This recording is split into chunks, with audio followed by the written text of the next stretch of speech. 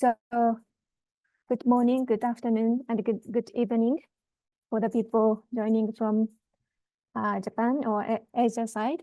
Welcome to the ACCP webinar series and its first webinar today. My name is Shiho from UN Habitat and then Secretariat of the African Clean Cities platform. I will do the facilitation today for this webinar. So now I would like to start the webinar with some housekeeping issues. Masaki, can you please share the screen of the housekeeping, if possible?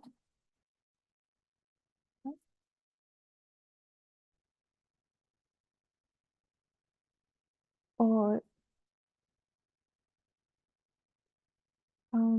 yes, thank you. Thank you very much.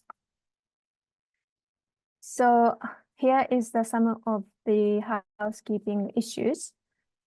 So firstly, about audio setting, please mute yourself and turn off your camera until you take the floor.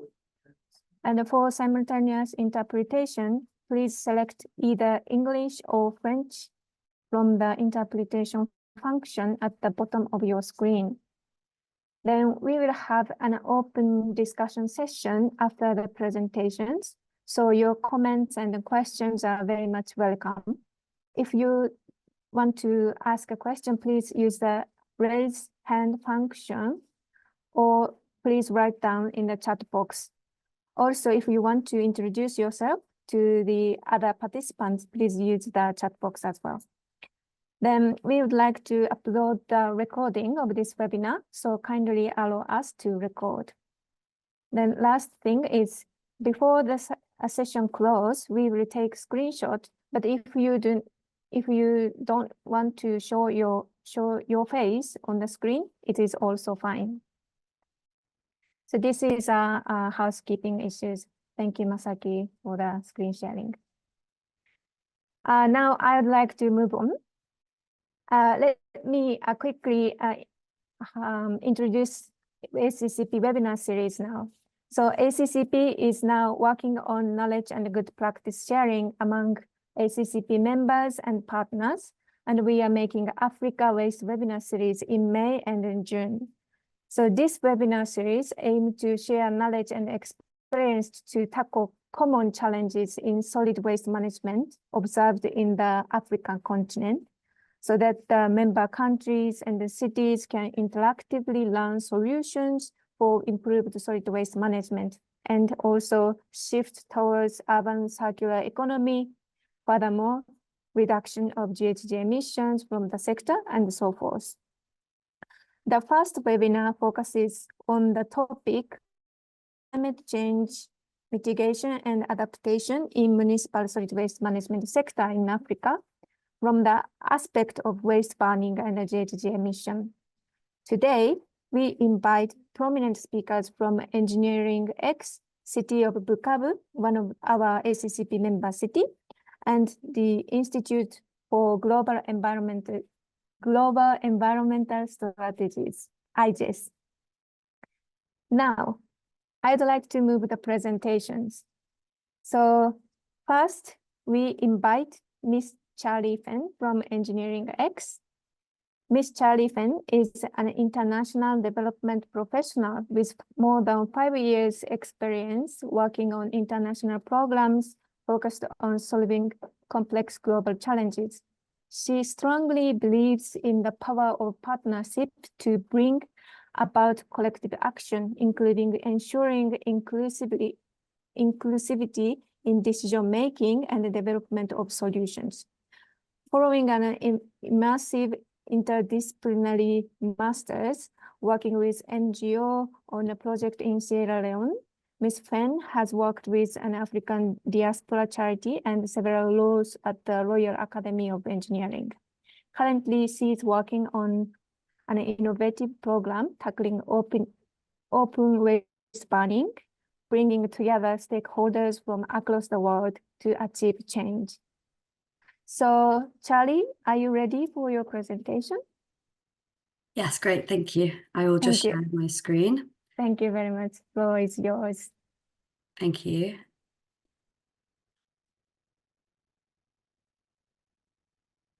Great. Can you see my slides? Yes, we can. Great, thank you so much. So hi everyone, thank you so much for having me here today. So thank you for that lovely introduction. I am Charlie Fenn, Programme Manager of the Safer End of Engineered Life Programme at Engineering X, and I manage our open burning of waste workstream. So a quick introduction to Engineering X. We are an international collaboration founded by the Royal Academy of Engineering and Lloyd's Register Foundation, and our programmes bring together partners from around the world, building a network of global alliances to tackle the most pressing engineering, safety and sustainability problems.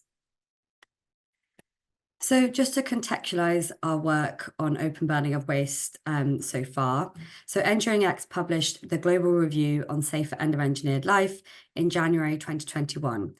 This was in partnership with the University of Leeds and the International Solid Waste Association, as well as other partners.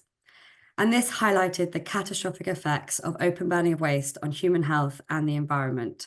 And the challenge really cuts across all waste streams and is a problem on a huge global scale. So the review made a series of urgent recommendations to mitigate harm, including to national and municipal governments. It calls for waste management to take away the necessity of populations to burn, as well as calling for the diversion of waste to reduce reliance on dump sites, as well as recommendations to mitigate harm to waste pickers whilst maintaining their access to livelihoods, such as reduced access to hazardous materials, and also the integration of waste picker considerations into municipal city action plans. This is just a snapshot of the recommendations, but they can also be found on page 46 of the Global Review, and I will post a series of links in the chat following the presentation. And this review then really informed the future of our programme. So to set the context of the challenge itself, the evidence available has highlighted several drivers of open burning, notably a lack of access to infrastructure. So 2 billion people lack access to regular waste collection globally, and 3 billion people rely on open dump sites. And this means people are often forced to burn their waste as a form of management. It's often used as a motive to recover resources. So, for example, waste pickers who are looking to recover materials such as copper from cables. There is a large lack of awareness on the data on the impacts from open burning, and therefore many people are not aware of the health impacts to themselves and those around them. And it also means that there is less data available for policymakers to be able to make evidence-based decisions for mitigating open burning. There are often no policies in place, and where there are policies in place, there is often weak enforcement of those policies. So the impact, so these are some of the key impacts highlighted on the screen. So the informal waste sector and those living on or around dump sites are the most vulnerable to this practice. And the work of the informal sector is often stigmatized, and consideration for their livelihoods and safeties is often not included in policies and decision-making processes. Women are disproportionately affected as they are largely responsible for household waste, or the waste management decisions at household level even, and they're much more likely to be relegated to a lower income task, such as waste picking, segregation, or street sweeping. The practice emits a hazardous cocktail of short-lived climate pollutants, one of which is black carbon, which does have an estimated global warming potential of 5,000 times greater than CO2. And we are seeing a lot more organisations beginning to focus on black carbon, so such as the Climate and Clean Air Coalition, Global Methane Hub, Clean Air Fund, just showing that increased prioritisation on the global agenda. The health impacts are severe, which you can see on the screen. To note on that as well, one of the biggest challenges that people find with the lack of data on open burning is being able to track the health impacts, especially sort of a long-term health impact that it's difficult to attribute to specifically open burning. Open dumping and burning also pollutes the air, land and water, which has knock-on effects for challenges such as arable land, food security, clean water sources. So now sort of specifically on Africa. So in 2022, we published the Open Burning in Africa Challenge Challenges and Opportunities report. This was in partnership with the United Nations High-Level Climate Champions, and it was authored by Professor Desta Mbaratu and Dr. Anjana Mbandi, and they were waste lead and deputy waste lead in the Climate Champions team at this time. The report assesses the status of open burning in Africa, and some of the key findings are summarized on the slide, highlighting the scale of the challenge. So, for example, 19 of the world's 50 biggest dump sites in 2015 were located in sub-Saharan Africa, and it's estimated that up to 90% of the waste is openly dumped or burned. The report calls for a systems approach, taking into account the informal sector livelihoods to ensure they are integrated into enhanced waste management systems. And it calls for this to be addressed under 4 key pillars: attitudinal, infrastructural, institutional, and finance/operational. And again, I will put all the link to these resources in the chat afterwards. This is an overview of Engineering X's timeline with this challenge, and I just want to use this to highlight the growth of the challenge on the high-level agenda. So in 2021, we held a side session at COP26 in partnership with the International Solid Waste Association and many others. And this was the first time that open burning had been mentioned at all on the high-level agenda. Since then, we've engaged in high-level advocacy. We've had it on the agenda through implementation labs and further sessions at Climate Weeks and COP27, COP28. And in 2022, in partnership with the Climate Champions team and spearheaded by Professor Desta Mbaratu and Dr. Anjana Mbandi, we achieved a landmark resolution at the African Ministerial Conference on Environment. I'll call it AMCEN from now on. And this was a resolution that was signed by 54 African ministers to end open burning and waste in Africa by 2040 and reduce it by 60% in 2030. And this has led to the initiation of the multi-stakeholder partnership, which we launched at COP27. And the partnership is mandated to report to AMCEN annually to implement this resolution. And in further recognition of the importance of this challenge, we were recently awarded 1.3 million USD to develop 3 regional roadmaps in Africa, Asia, and Latin America. This was with a consortium of partners, IGES, so hear from Miho later, Practical Action, UN Habitat, and ISWA. So I'll speak a bit on that project later. But we really work in 4 pillars, as you can see on the slide. So raising global awareness and advocacy. Our core message is focused on health and safety and the inclusion of unheard voices, especially driving for inclusive solutions that consider the informal sector and those that the practice affects the most. Building an effective international community, so the partnership, making sure that knowledge is shared across regions, and there's an understanding of best practice, and we're really enhancing as well self-to-self collaboration. The generation of evidence and funding. So we're currently funding 17 grants, but we're also working to leverage other institutions to finance this challenge. And this is all to achieve the aim of creating the enabling conditions to change behaviours, policy and practice. So these are some of our current activities, and I'm going to just address them really briefly now. So as I mentioned, the grant scheme that we launched in 2023. So we awarded 17 grants with a total funding pot of around £500,000.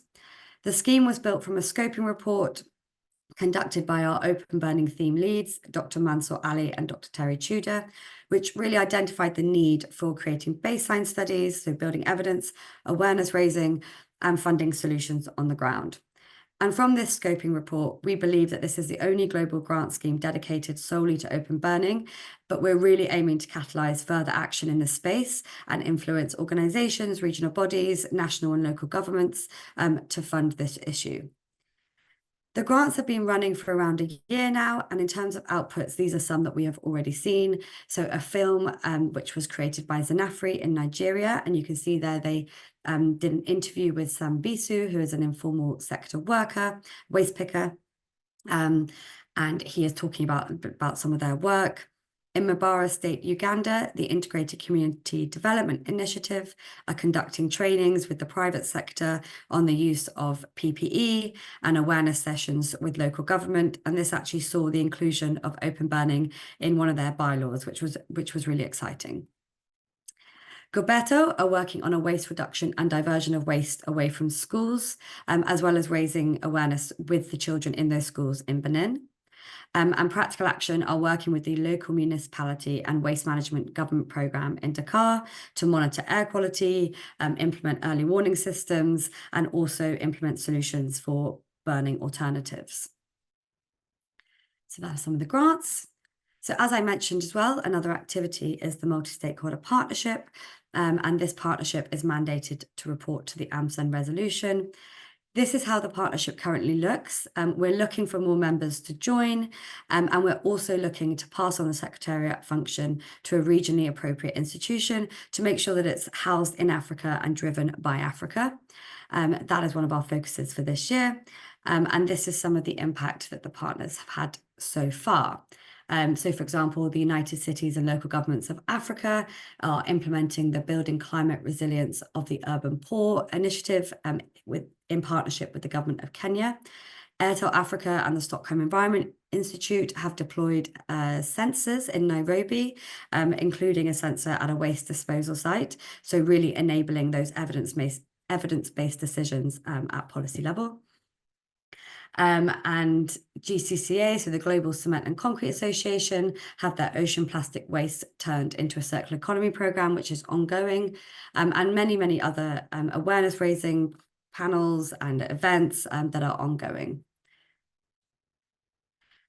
So I also really would like to engage you in the project that we're working on, as I mentioned, in partnership with IGES, ISWA, UN Habitat and Practical Action, to develop 3 regional roadmaps to end open burning of waste in Africa, Asia and Latin America. The project will operate at different levels, providing evidence and tools to regional bodies, national and local governments, and raising awareness of the issue with funders, both public and private. And to support all of this engagement, we will have a strand of activity that will be solely dedicated to identifying funding sources, to implement the interventions that will be suggested in the roadmap, and to connect governments and ministers with those finance institutions and opportunities. We know that waste is chronically underinvested in, and funding tends to go to investment-ready countries, which are the ones and not the ones most in need. We also want to bring the messaging that there is a lot of investment potential in waste, as it can lead to job creation and resource recovery. So with the roadmaps, we are aiming to pave the way for the implementation of these roadmaps, the uptake by local government, and the creation of enabling conditions through attracting funders. So the project aims to support local governments and municipalities by increased commitments at regional and national level, meaning public finance is dedicated to support waste management, raising awareness to support implementation, and through the development of potential replicable city action plans. So the first activity of this project is the baseline study survey. To make the roadmap as effective and usable as possible, we want to make sure that this survey is circulated extensively with the relevant stakeholders. The survey aims to capture an accurate picture of the status of the waste management systems through Africa to inform the roadmap, and therefore your voice is incredibly important in achieving this. We thought we would use this opportunity to circulate the survey and also give you a bit of context behind it. And again, I'll put the link to that survey in the chat, but you can also email me for a paper copy if you need it. And the deadline for the inputs is the 15th of June. So finally, I'll finish here on our call to action. Join the multi-stakeholder partnership. You can email me. I'll put my email in the chat if you are interested. Join the community of practice on LinkedIn, and also to contribute to the regional roadmaps to make sure that the voice of your country is heard and is prominent as we go forward. So thank you very much. I'll stop here. Thank you. Thank you very much, Charlie. Thank you so much for your very clear information on the status of open burning in Africa, and also some of the solutions like local awareness raising for communities, waste pickers and the school, etc., etc. Also the importance of the policy making at the local level. I really learned a lot from your presentation. Thank you very much. So now I will move to the next presenter. So the second presenter, we invite Mr. Francis Venance Alwende from the city of Bukavu, DRC. So Mr. Francis is a Congolese citizen, master degree holder in international relations from the Official University of Bukavu. He's currently working as the Director of International Relations in the Office of the Mayor and also in charge of waste projects in the city of Bukavu.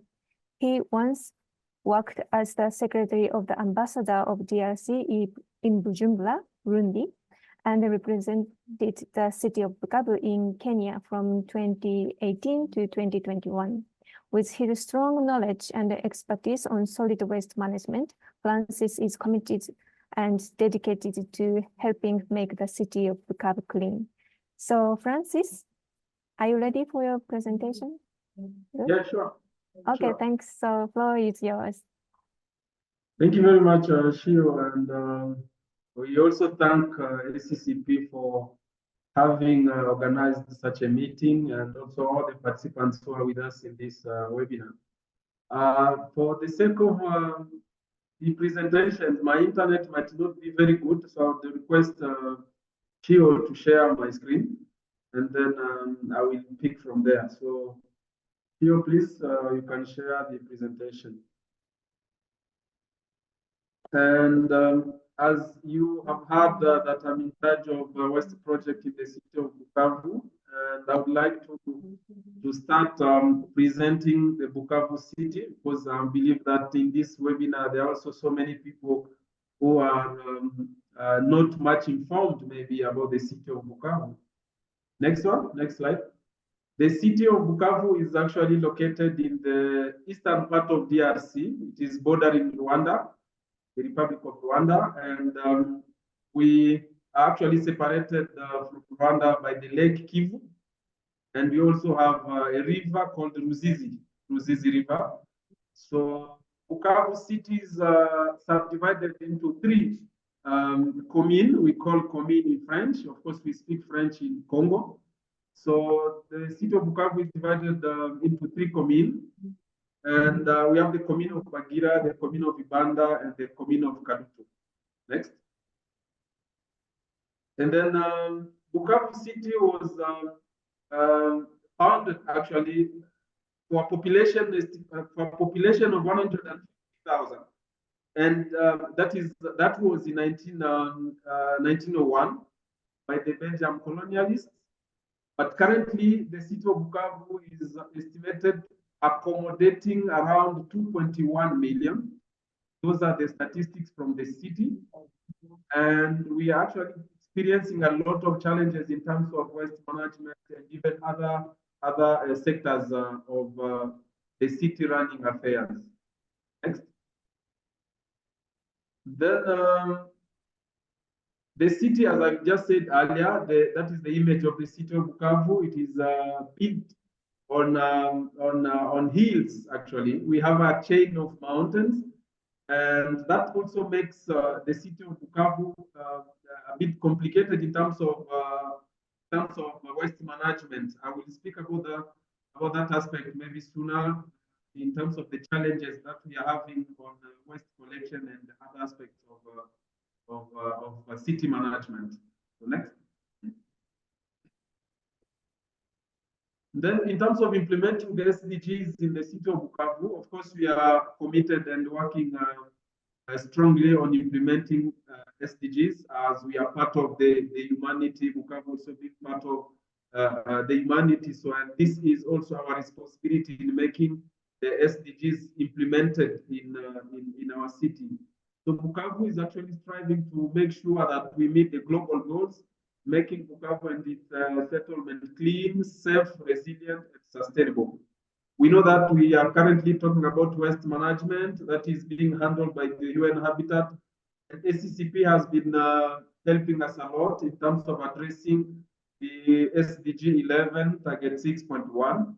And Bukavu has benefited with a certain survey that could help us to get the accurate data in terms of waste management, generation, and also collection in the city of Bukavu. So we are also addressing SDG 11.6.1 on proportion of municipal solid waste collected and managed in controlled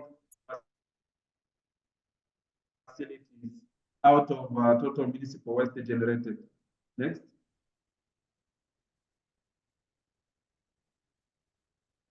And then in terms of international partnerships, as I just mentioned, ACCP is actually helping the city of Bukavu in addressing waste management. We are also working together with the UNDRR, their program of making cities resilient, trying to integrate the DRR in the city plans. And together with these international or UN agencies, we are currently addressing the waste management and also the DRR aspect of it. Next. So we, as I said, in 2021, in the year 2021, ACCP helped to assist the city of Bukavu in terms of knowing exactly how much waste is being generated and how much quantity being collected. And it was through this survey that we could get accurate data, scientific data that is currently helping the city of Bukavu in terms of developing proposals and also signing some partnership in addressing the waste issues. Because we believe that we know that if we don't have data, we cannot be able to plan anything. So we are seeing like it's a very huge challenge in terms of banning waste everywhere in the city of Bukavu. We have actually a challenge on waste collection. We generate around 898 tons per day. And unfortunately, we are able to collect a little quantity. And most of the waste is being dumped in water bodies. As I said, we have a lake and we also have a river. And also waste being burnt in most of the places in the city of Bukavu. So through the survey and out of the result, the city could commit itself and looking for partnership on how they could address this issue and trying to work on preventing waste burning in the city of Bukavu. So next. So we have the result as it is shown on this worked flow chart. We are generating 898 tons per day, and then we are only able, unfortunately, we are only able to collect 7%. That is around 63 tons, 62, 63 tons. And 835 tons is being, it remains in the city. So it is unfortunate, but through this survey, we will be able to figure out what actions to be taken in terms of addressing this. The next. So we have some data that I believe that the presentation will be shared to all the members and they can go through and know the key data, key waste data, and other aspects that we can not be able to explain in details through this webinar. So next. Then what we normally do in Bukavu, I think it is very important to mention this. After knowing that these are the challenges we do having or we are facing on a daily basis, and we have to address these challenges so that we can get solutions. And we, as the city, we decided to partner with youth organizations. Actually, we are now in partnership with 34 youth groups. The youth groups are in charge of collecting waste around the city. And we are at the city level, we try to facilitate them, to equip them according to our means, so that they can be able to collect waste. But the challenge we have is that, as I said, because Bukavu is on a hilly, on mountains, so it's not easy for these youth groups to also attain or reach all those avenues and some estates where there is an accessibility issue in collecting their waste. this is one of the challenges that causes actually waste not being collected properly in the city of Bukavu. We also signed an agreement with some private sector, and there are some organizations, they kind of do some business in terms of recycling waste, and they are mainly working on plastic. We know the plastic waste is a major challenge all over the world in different cities. So in Bukavu, we try to encourage also the private sector to invest in the recycling plastic, also recycling the organic waste, compost, so that they can also supply the farmers. So we have also agreements with the private sector working on recycling, actually on recycling. Of course, their units are not very good as such, so they are kind of working at a small scale, not having proper machines to recycle. So it's a call to even other people who would be interested or willing to invest in Bukavu in waste management. They can come and do business on the waste management. The next. And then we actually identified, we were able to identify the reasons why we have low collection in the city of Bukavu. First of all, we have the lack of collection capacity for the city. We don't have appropriate machines, appropriate trucks. That is one of the challenges, the biggest one. And we also have the issue of non-accessibility of certain avenues. As I said, a lot of mountains in Bukavu, roads are not well made, and accessibility is a challenge on the side of the youth organizations who are in charge of waste collection. So there are some areas which the trucks cannot afford to reach, and it's making the collection part of it to be more complicated. And people residing in such areas are now used to dump their waste the way they think, and some of them they just dump into gutters and so on. That is also contributing to make the city very dirty and causing waste collection becoming more challenging. So we also have lack of legal framework. We know in DRC we don't have a specific policy or specific law addressing solid waste management. We have laws on environment, part of it in general, in waste in general, but we don't have a policy addressing specifically solid waste management. So it's a challenge, because even if we try to push people we try to come up with some programs on having a proper waste system, it's very challenging, because if we don't have a policy that is addressing this issue, making people to be bound and work according to the law, it is a big challenge to us. We try to enforce, to push people to adhere to cities program, but we cannot be able to make them because of lack of the policy, and we actually currently don't have a policy on solid waste management. We also have an issue on lack of well-planned public awareness programs. We are trying to work with other partners on how to come up with nice programs on public awareness in terms of responsible waste management. So we are also, that is also one of the challenges, the biggest challenges in contributing to low rate of waste collection in the city.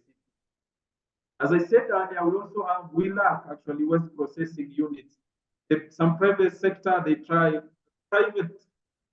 people, they try to recycle within their means, and they are not actually able to consume a lot of quantity of waste. So a lot is being remaining in the city, and it could be a very good raw material for them in terms of recycling. But they cannot be able to do that because of processing units that are not appropriate to recycle. And we also have an issue on professionalism for collectors. Our youth groups are not, the members of our youth groups are not well trained, they are not capacitated. So most of them, they expose themselves to the risks, the negative impact of waste handling. And because of lack of professionalism, they are not able to collect as much quantity of waste as they should be. So we think it's also one of the reasons why we are experiencing low collection in the city of Bukavu. Next.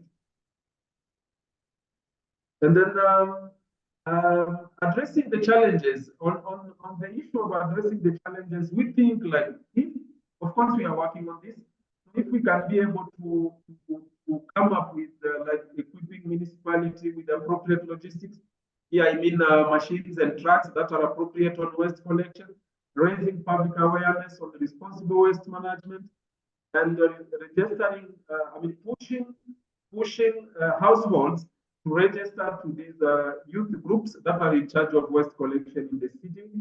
Of course, having also processing units that can be able to transform to recycle waste that will create wealth, and it will also be a way of creating jobs for our population.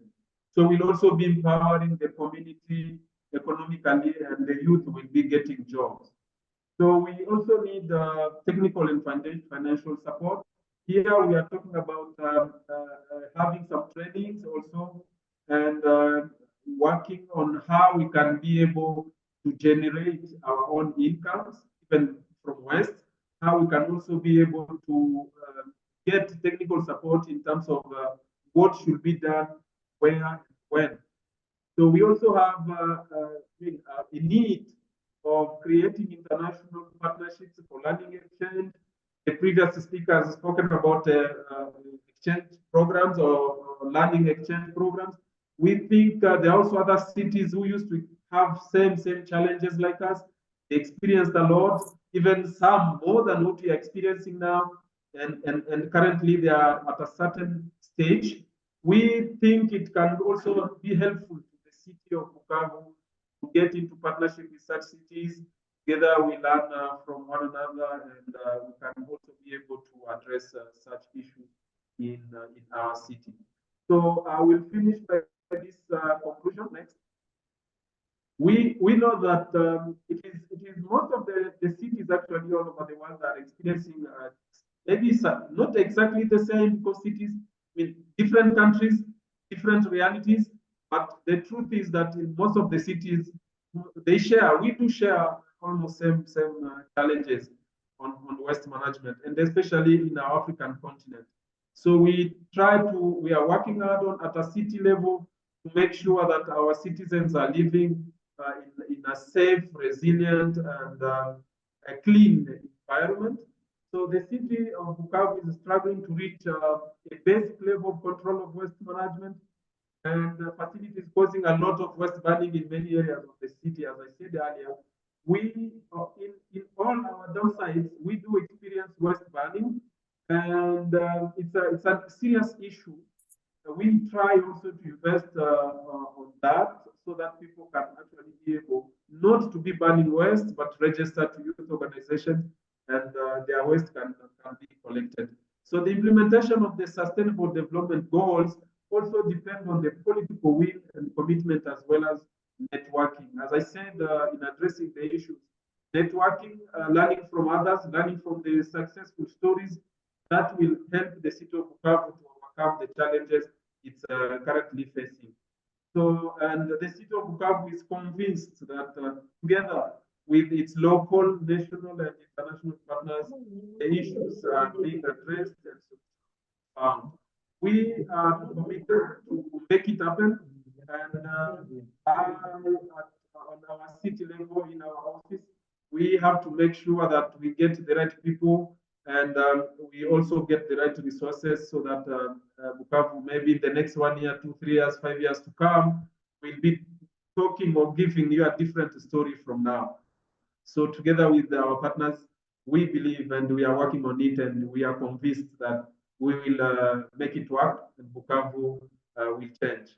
So we have our contact. The next slide is talking, it's just showing the contact that anyone who is willing to get in touch with us.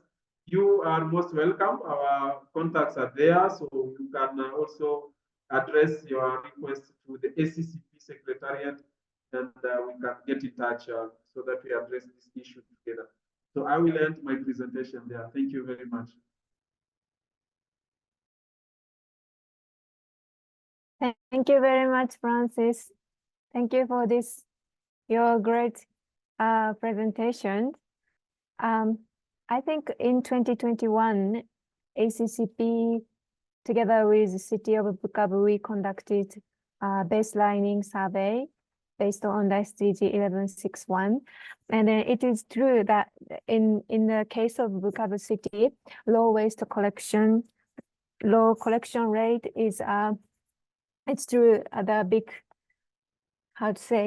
big source of the waste burning, and also operationally controlled disposal facility should be more focused in the case of Bukavu, I think. So on the other hand, I would say, I think in Bukavu, there's a huge potential to improve the waste management system in terms of open burning, plastic leakage, or improvement of the disposal facility to reduce GHG gas emissions. And also youth engagement of the youth is another good opportunity for the green job creation. So let's communicate for further project development in Bukavu as ACCP. Thank you very much. Now I would like to move to the final presenter,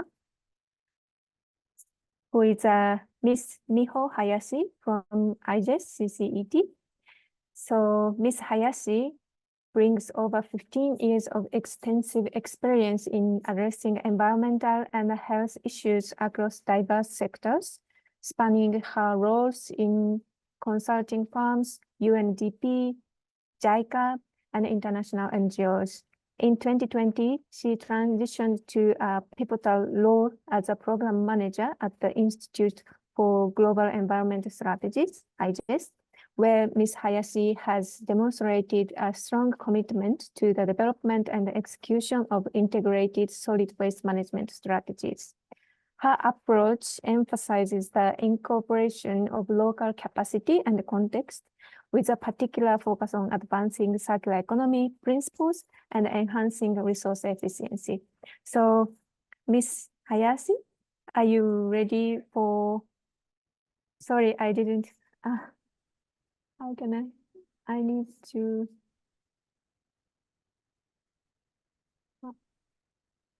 can you? Probably Mr. Francis needs to end. Sorry, it's from my side. Okay. So stop share here. Sorry. Yeah, you did. Now, can you show your presentation now? Sure. Thanks. Thank you very much. So floor is yours. Okay. Thank you very much for your kind introduction. My name is Miho Hayashi. Now you see it, right? I'm a program manager of IGES, Institute for Global Environmental Strategies. Probably in African people in Africa, IGES may not be well known, but the IGES is an environmental research institute based in Japan, and we usually work on the development of environmental strategies and action plan in collaboration with local government as well as national government, with the support from the international communities and sometimes the private sectors as well. So even though our main focus is in Pacific Asian region, we also work in other areas, including West Asia, or sometimes, actually last year, we did some project in Kenya and Ethiopia. So anybody who wants to get some support from us, please do not hesitate to call us.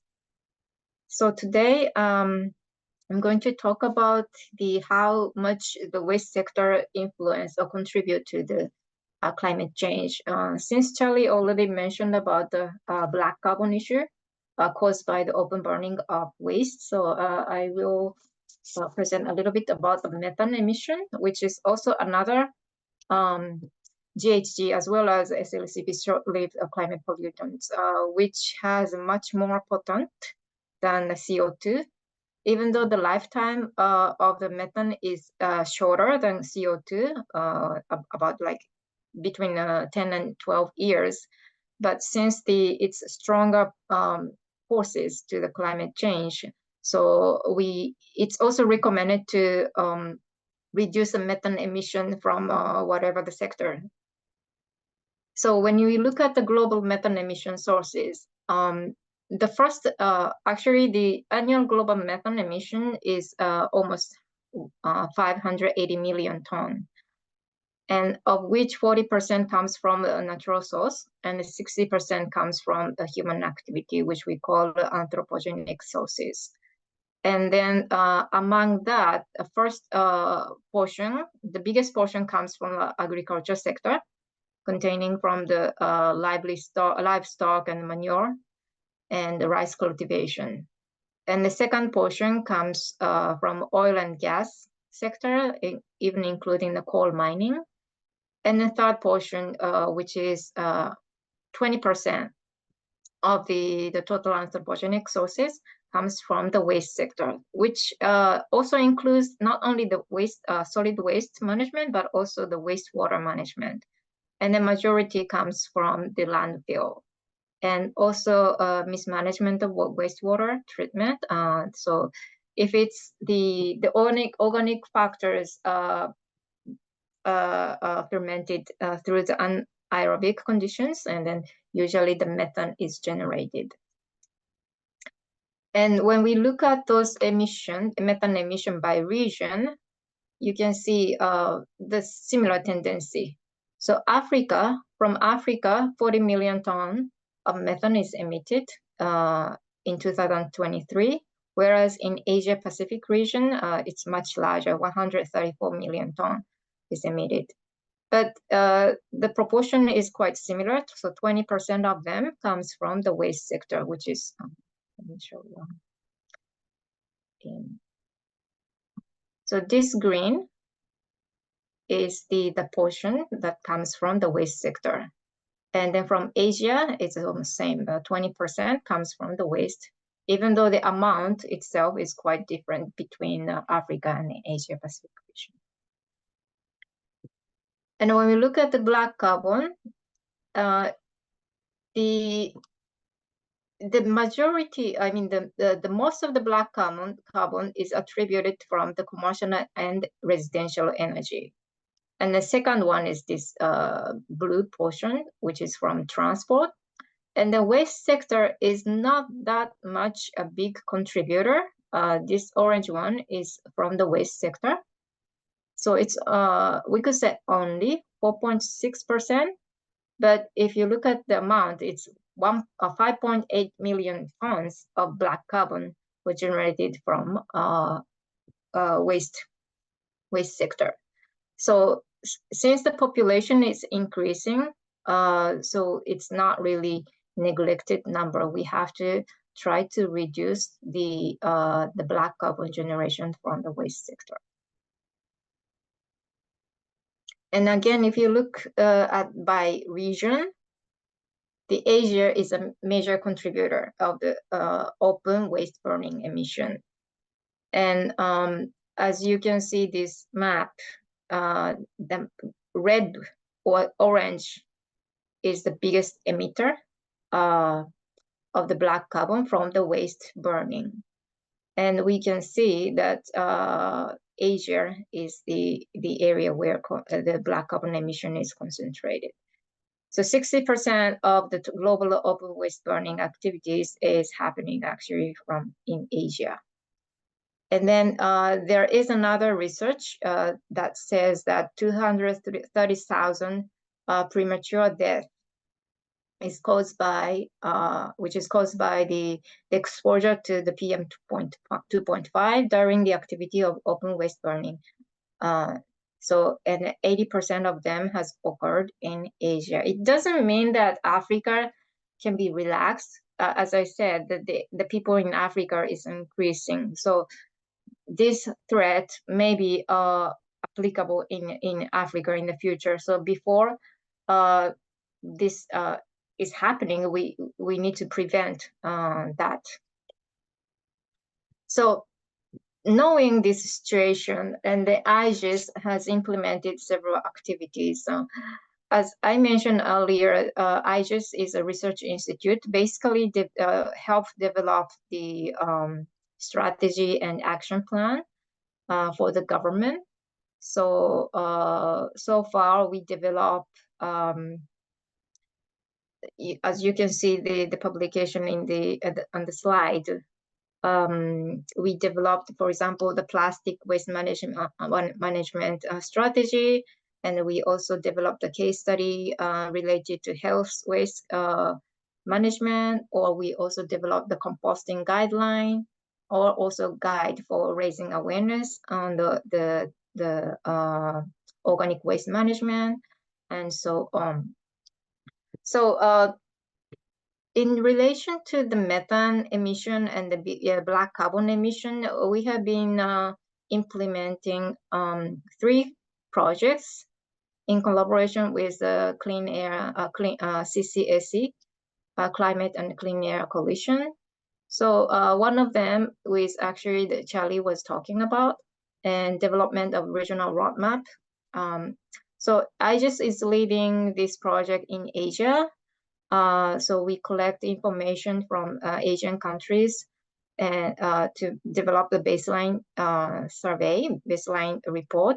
And then we also conduct the stakeholder consultation to understand the actual situation and also the cause and effect of open burning in Asian countries. And then we finally develop the regional roadmap. And then, of course, we will implement some city pilot activities to see whether that roadmap will be applicable on site. So by doing that, we will, validate the roadmap to finalize it. So besides that, we do also develop the national roadmap for the reduction of methane emission in Cambodia and Micronesia. So though Charlie already mentioned about this project, the regional roadmap development to stop open burning of municipal waste, just let me also give you a little bit more further scope. So we will, we are actually, the project already started in March this year, and the project continues for 2 years. So Engineering X is leading the this project in Africa, whereas Asia, IGES is leading the Asia, and ISWA is leading the Latin America. So in this project, we have basically 2 big outcomes. One is to develop the regional roadmap, and another one is city level activities, which includes the pilot activities based on this draft roadmap.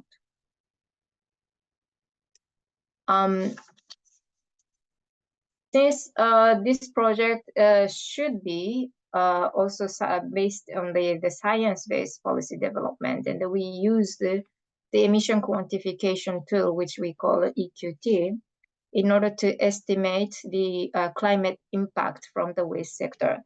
So EQT has been developed by IGES together with CCAC.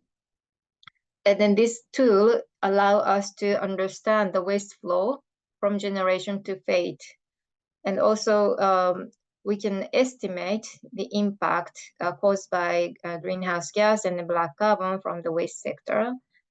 And then we can also project how much emission we can reduce by introducing a new policy or new strategy. For example, the reduction of the waste generation going to the landfill site, or increase in the recycling, or increase in composting. And then we will be able to see how much methane emission can be reduced, or how much black carbon can be reduced through these activities.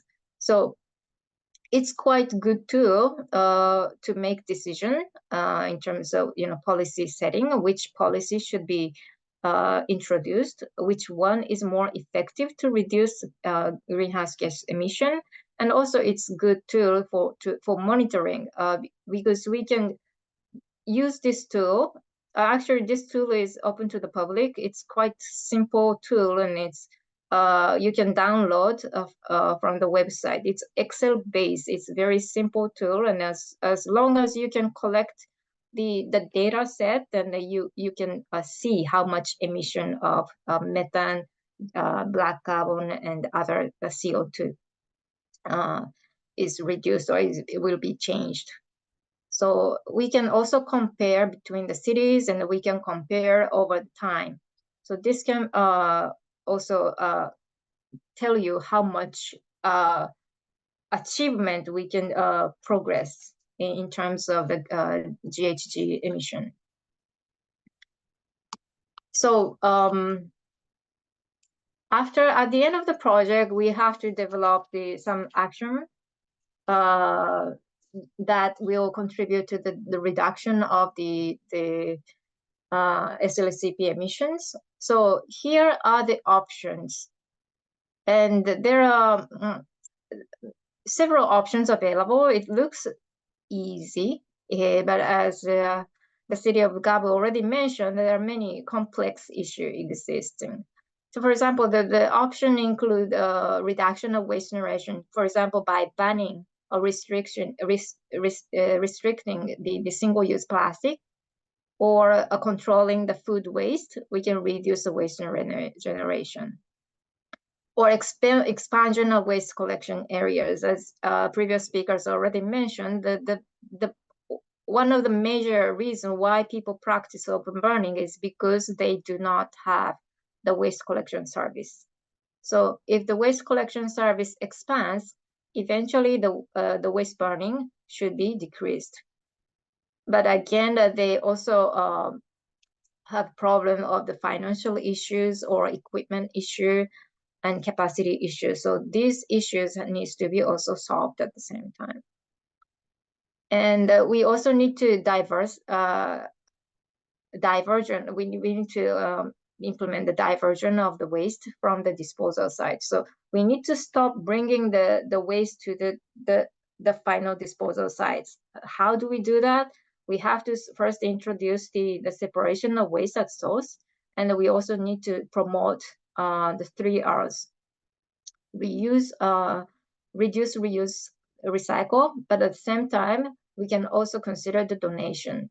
But as the previous speaker also mentioned, it's also a good idea to involve the business sector in the waste management, because the waste should be considered as a valuable resources, and then that can be also sold.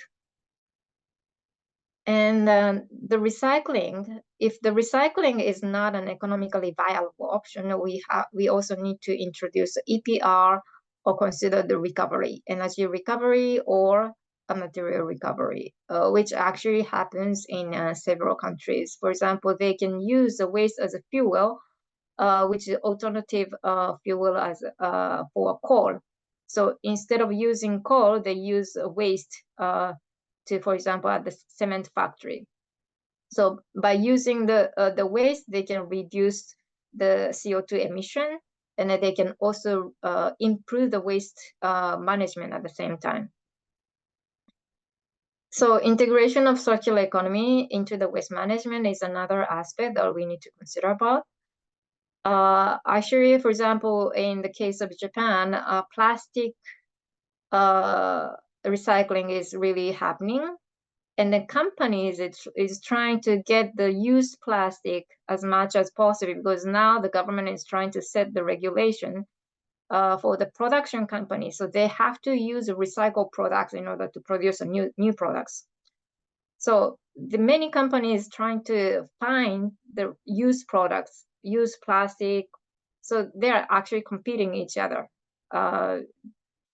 So in this case, globally, it's really good opportunity for people in Asia and Africa to separate the plastic, even if they don't have a plastic facility in their own country that they can export.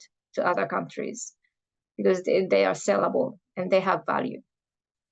Another way to reduce the methane emission from the landfill is adoption of semi-aerobic landfill structure, which is called Fukuoka method.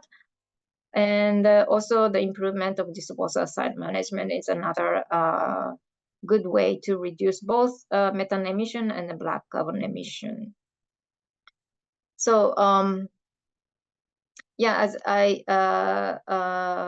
Mr. Francis mentioned, so the financial capacity is the main could be the main issue which prevents us from improving the waste management. But I would say the political will is the biggest issue. If there is no political will, even if there is a finance, probably the finance won't be allocated to the waste sector. So the political will has to come first, and then they are the one who has to bring the money to implement a project. And of course, we have to set the legal framework so that the people will follow the law and the regulations, and available and affordable technology has to be put in place. Awareness and other, yes, big issues, but that needs to be continuously disseminated so that people understand the importance of the waste management and also polluter pays principle. So they are the one, they have to also understand that they are the one who has to cover, or they have to be responsible for the waste that they generated. It's not only the municipality's responsibility, that's the collective responsibility that they need to be understand. So this is all my presentation. Thank you very much. Thank you very much, Miho-san, for your very, very technical and then detailed data presentation on the global methane emission and then the options of the solution to reduce GHG emissions. I think, as you said, I think Africa's urbanization is the highest, so it would probably follow the same situation where Asian countries currently experience, like the huge methane emissions or something. So early response to the methane emission in Africa should be made at this moment. Maybe we can start something, should have been already started in. And also IGES expertise for this theme would be a big help for the African countries. So I hope we can replicate your, for example, the experience for the national roadmap for reduction of emission or other activities could be replicated in Africa, especially in the ACCP member countries and the city. So thank you very much for the great presentation. I appreciate it. So I see lots of interactive communications are ongoing in the chat box. But now I would like to open the floor for all of you. So if you have any questions to the speakers, any comments, feedback, and then also questions for other participants joining here today, anything, please raise your hand or turn on your camera and then speak, or even we still receiving, we can receive questions in the chat box. So anything, please go ahead.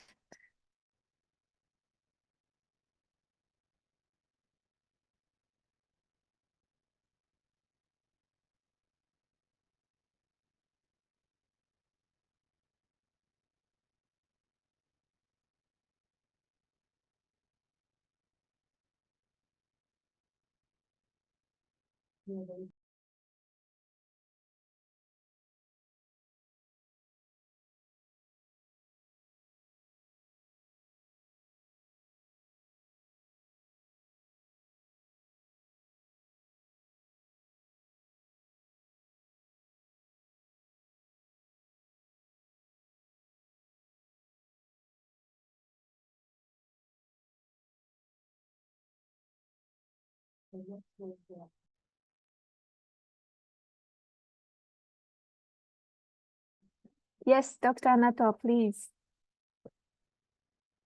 Yeah, thanks, Sheila. I hope you can hear me clearly.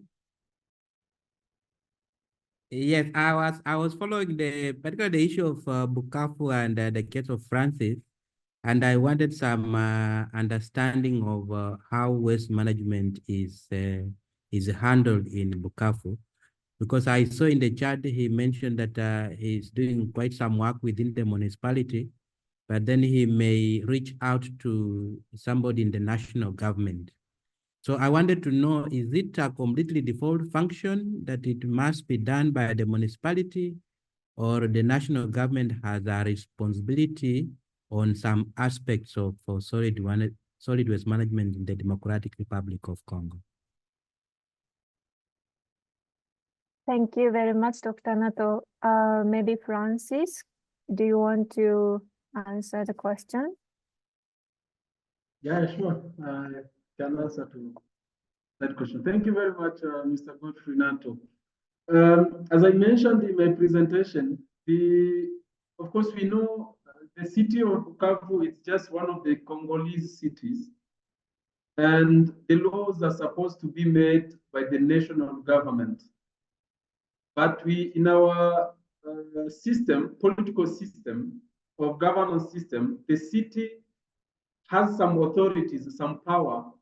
It's able to address some issues.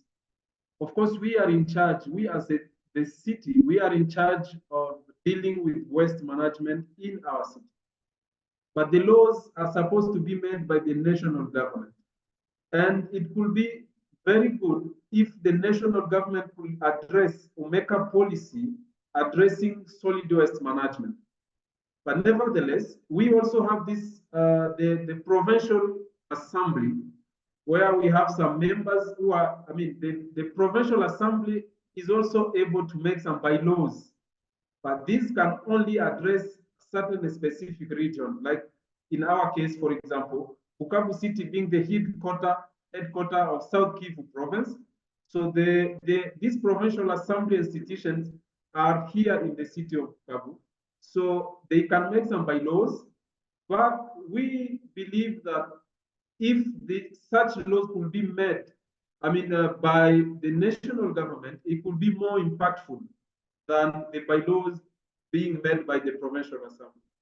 And as we wait for the national government to come up with a policy or a law or regulations addressing the solid waste issue all over the country, we are pushing and trying to work with the provincial assembly now to come up with some bylaws, because as long as we are willing, we are at the city level, willing to push citizens to be more responsible on the waste that they do generate on a daily basis. If we don't have a law, if we don't have any regulation, if we don't have any policy addressing that issue, it will sound not good from the population side as we try to push them. So we have some power, we have some authorities, we are in charge of waste management in our city, but we need a support, we need a policy, we need a framework that we can be based on as we address this issue and trying to make our citizens to be more responsible on waste management. I think I've addressed your question, Mr. Nato.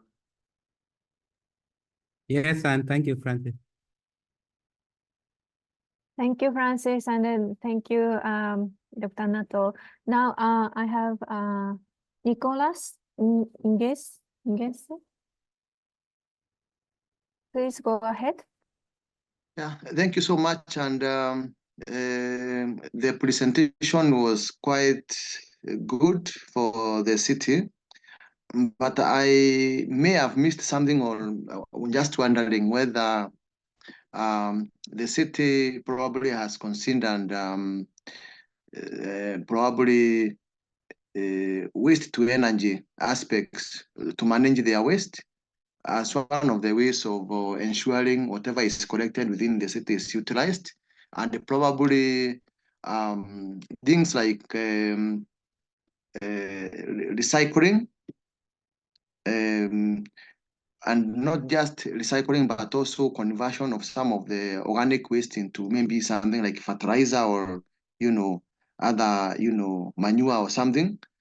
And also the issue of the law that governs waste management within the city, how far they are, and probably whether maybe within the network, within the group that we are in right now, supported by UN Habitat, there's a way which we can have some peer running, especially to support a city like Bukavu or any other city that maybe is trying to make the necessary law to address waste management. Thank you. Thank you very much. Yes, as African Clean Cities platform, we further promote the peer learning between the ACCP countries and the cities. But can I ask one question? From which country or city are you from? Oh yeah, sorry. I am my name is Dr. Nicholas Ngeshe. I am from Embu. Embu. Yeah, Embu is Kenya. Yes, good. Yes. Yeah, thank you very much. Yeah, Embu. Probably we have no data of the baseline data of Embu. Maybe we can start the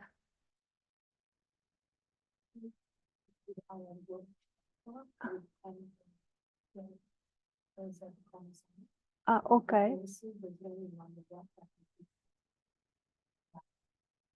Okay, so Nicholas, you have already received the training how to use the waste-wise city tool, right? By the GIZ training. Maybe Francesca can. Yes. Hi, yeah, sorry. So I'm Francesca. I also work with Shio, and I remember actually I think it was 2021, UNHABITAT with support from the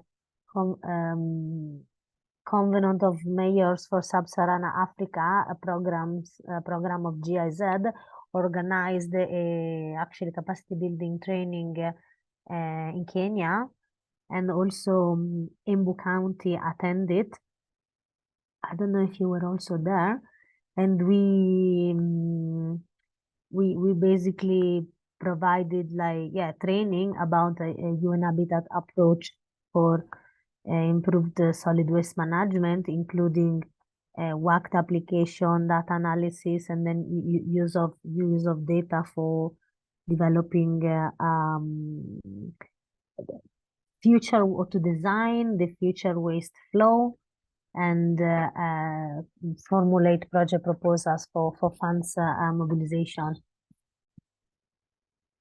Were you also there? Because I think maybe the government changed by now. I think that after the election, maybe some stuff maybe have changed in the county. Yes, Francesca, we have actually met. I was in the government that time we met, and yes, we did all what you said. And basically, for us, we actually have an integrated waste management document or rather plan for Embu. That one we do have. We've also done quite a lot about, segregation issues to do with the measurement of the amount of waste and things like that. And we are now moving towards seeing how to set up what we call sustainable waste management systems within the city. My question was basically towards the city of Bukavu, so that some of us who probably have undertaken some of the trainings, some of support from yourselves, from the UN Habitat, and from other partners like the Covenant of Mayors, we would be able, and we are available to support in peer learning for the other cities. So that is why I was asking whether the city of Bukavu probably would do, and not only that city, but also other cities would be able to, benefit from some of the knowledge that we have within the network. And that's why I was talking about peer learning. But in addition, that's why I was also asking about what the city was intending to do, especially in terms of some of the programs like waste to energy programs, whether these are some of the things that they are considering. Because like in Embu, the integrated waste management plan that we have includes things like converting the waste that is produced within the city into you know, organic fertilizer, something like that. But we are also working with other cities around, a city in Kirinyaga County and a city in Tharaka Nithi County, to have more waste, so that we can have the more amount of waste to probably run a waste to energy plant. So the city of Bukavu, I don't know the population and the amount of waste produced there, if it would probably be enough to be converted into a waste to energy project. But otherwise, Francisca, yes, I remember you, we've worked together, we got a lot of training from you, we've worked with the other partners on waste management. Thank you. Thank you very much, Nicholas. Yeah, so for the peer learning, we are planning to have a roundtable session inviting all the ACCP members to share their experience in the cities. So we will, once the details are ready, we can share it with you in Embu County. And then for the waste to energy thing, this is I would say this is a bit controversial in some African countries or cities, because the how to say, construction of the waste to energy facility or plant could be managed by some country or private companies' investment. However, the operational cost, financing is always a big challenge to, I mean, the sustainable financing is always a challenge for some of the cities. So maybe we have to get into more like details through the feasibility study or something. Then, yeah, maybe we can proceed. But at this moment, under ACCP, I think we don't have any good practices, this waste to energy or waste to energy project itself, we don't have at this moment. But in the future, I hope we can have some good practices. And then, yeah, that is my comment. Yes, Francis? Yeah. Sure. I think the question or concern from Mr. Nicholas is very important for us to say something. And we know that I've just said it, Bukavu generates 898 tons per day, 898 tons per day, and only 63 tons are being collected. So we tried to think on waste to energy solution. It is too much costly regarding the Bukavu financial status. The solution seems to be nice because when if we produce energy, of course, it will be also used to other sector of life. But it's until now we cannot find it being a good solution to address the issue because it is too much expensive. And of course, we are doing some recycling on organic waste, which is actually 65% of the total amount of waste being generated. So 65% is organic. So we have some projects, but it's a very small scale. We do compost and we supply to some farmers. And the project called, from ETA, so we work with them within the city, but we don't think if that is the best solution to consume a lot of quantity. Yeah, so those are some of the efforts. And Bukavu is always willing. I think I've mentioned it in the presentation for the peer-to-peer learning. We are ready through ACCP and other network. We are always ready to learn from others. Thank you very much. Good. Thank you very much for your comment, Francis. Miho-san, yes, please go ahead. Thank you. Just for your information, we have IGES has developed several publications, and then that includes also guideline for the waste to energy incineration. So this guideline tells you what to consider when we develop the waste to energy planning. As many of you already mentioned, it's not that easy, and it's not that worse actually. Installing the waste to energy unless they have capacity to operate. So many things need to be considered when we plan. I understand the municipality likes to go for the easy option, and they say, oh, waste to energy is a solution, but it's not. Actually, many cities fail, even though they install the waste to energy incinerator, but since they do not operate well, so they cannot use the facility in a good condition. So yeah, please go to our website, iges.org.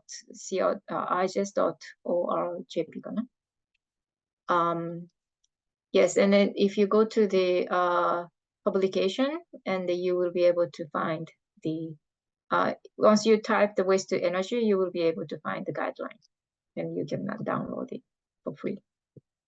Thank you.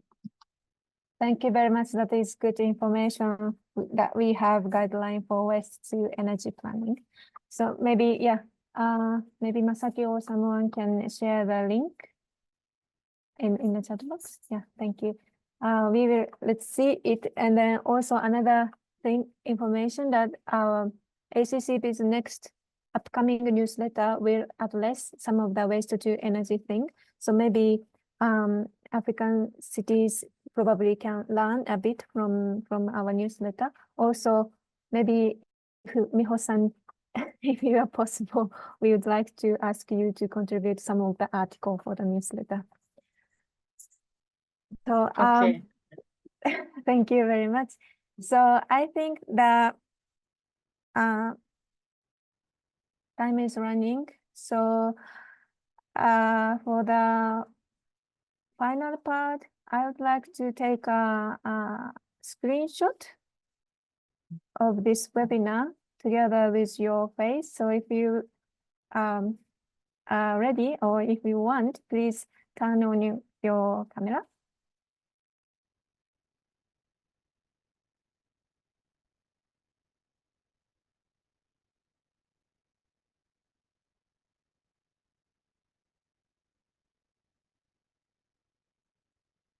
Other people, if you want, also please turn on your camera. Basta is here. Peter, Pacific, Rwanda, Bihairu, Musa, Sharin, Adja, John Paul, please turn on your camera.